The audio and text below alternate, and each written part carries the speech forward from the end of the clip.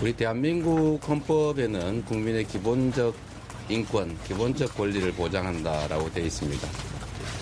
인간다운 생활을 할 권리를 국가가 보장할 의무를 지고 있는데, 문제는 지금처럼 우리 사회 경제적 수준이 낮을 때는 많이 어렵죠. 지금은 성장을 회복하고 지속적 성장의 영역을 많이 발굴해서 지속 성장해야 기본적 인권도 제대로 보장될 수 있다고 생각이 됩니다. 기본사회위원회가 할 일은 기본소득을 포함해서 의료, 교육, 복지 여러 영역의 기본적 인권을 기본적인 수준을 확보해 주는 것이기 때문에 다 포괄하고 있다고 봐주시면 될 것 같습니다.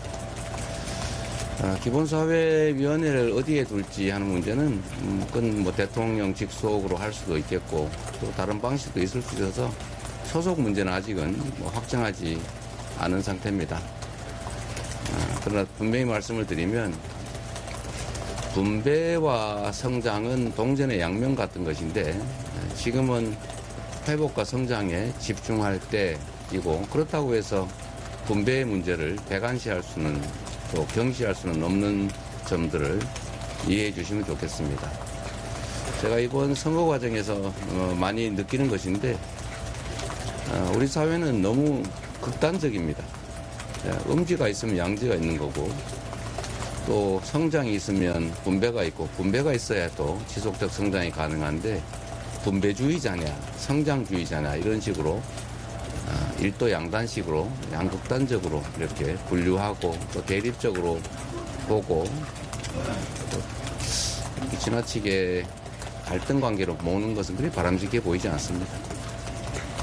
하나만 더 대목, 저번에는 지난 3월에는 엔비디아로 이런 기본사회 관련 재원을 충당할 수도 있다는 말씀도 하셨었는데 그건 아직 유용한지도.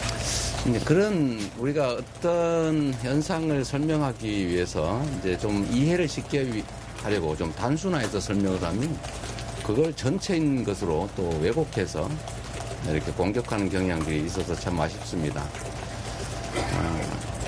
앞으로는 인공지능 첨단 기술 사회로 전환되기 때문에 사람들의 노동의 몫이 매우 작아질 수 있습니다. 반대로 얘기하면 노동 생산성은 아주 높아지겠지만 생산에 필요한 그 노동의 양, 총량은 줄어든다는 뜻이기도 하죠.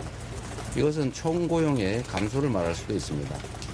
사회 전체의 총생산은 늘어나는데 거기에 소요되는 고용의 규모는 줄어든다면 많은 사람들이 직장을 잃게 될 것이다 라는 게 또 일반적인 예측이죠.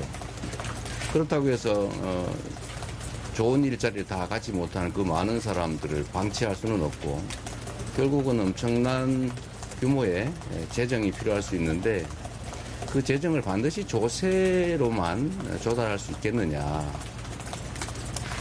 과연 외국의 테마색이나 이런 국가 투자 펀드들처럼 공공펀드들이 일정한 성장에 기여를 하고 그 몫을 확보하면 다른 나라들처럼 꼭 조세가 전적으로 분담하지 않더라도 이런 공공펀드의 수익으로 일정 정도의 국민들의 복지 문제를 해결할 수 있다.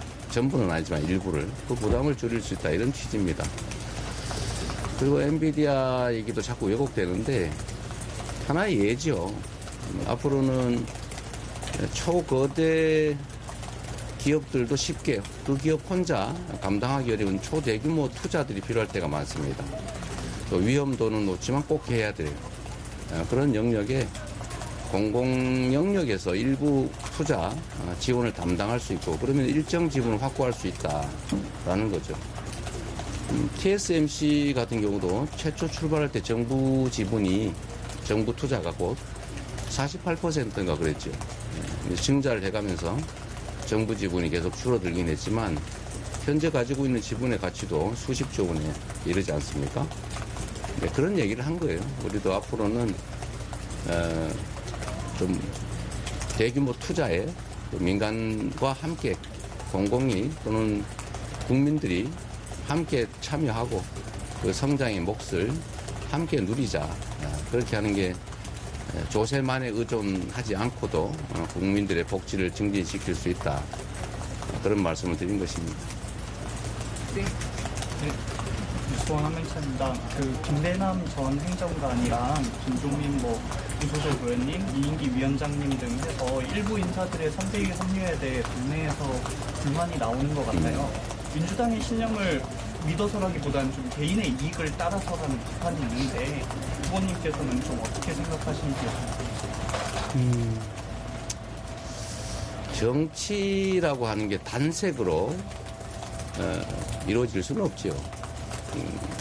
정치란 기본적으로 매우 복합적이고 다양한 정치적 이해관계를 함께 하죠. 민주당의 예를 들면 이인기 의원이든 다른 누굽니까? 허은하 의원이라든지 김용남 전 의원이나 김상욱 의원 같은 분들이 함께 할 수 있지 않습니까? 정당이라고 하는 게 반드시 진보적 색채의 정책만 가지고 국가 경영을 할 수가 없죠. 유용한 정책이면 보수적 색채의 정책도 진보적 색채의 정책도 필요하고 또 보수적 성향의 인사도 진보적 성향의 인사도 다 필요합니다. 그런 면에서 보면 완벽한 인간, 완벽한 사람들,